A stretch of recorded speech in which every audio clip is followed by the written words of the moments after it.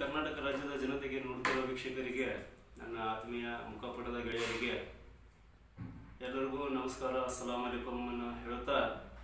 ಒಂದು ಕವಿತೆಯನ್ನು ಹಿಂದಿಯಲ್ಲಿ ಬರೆದಿದ್ದು ನಿಮ್ಮ ಮುಂದೆ ತೋರಿಸ್ತಾ ಇದ್ದೀನಿ, ಹೇಳ್ತಾ ಇದ್ದೀನಿ. कभी कभी मेरे दिल में एक ख्याल आता है, कभी कभी मेरे दिल में ये ख्याल आता है, अगर वो पीएम होता तो क्या होता, अगर वो पीएम होता तो क्या होता, ये होता वो होता ना जाने और क्या क्या होता. ब्लैक मनी वापस आता,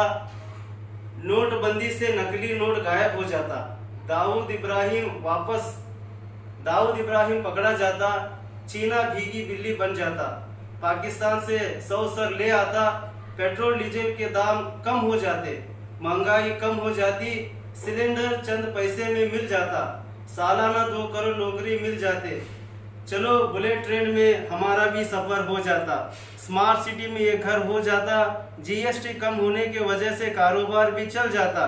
गंगा साफ हो जाती, लाशों का मंजर न दिख पाता, 21 दिन में कोरोना भारत से दूर हो जाता, किसान आंदोलन ना कर पाता और ना वो आंदोलन जीवी हो पाता, गटर से गैस मिल जाता, धुंधले बादलों से राइडर का पता चल जाता,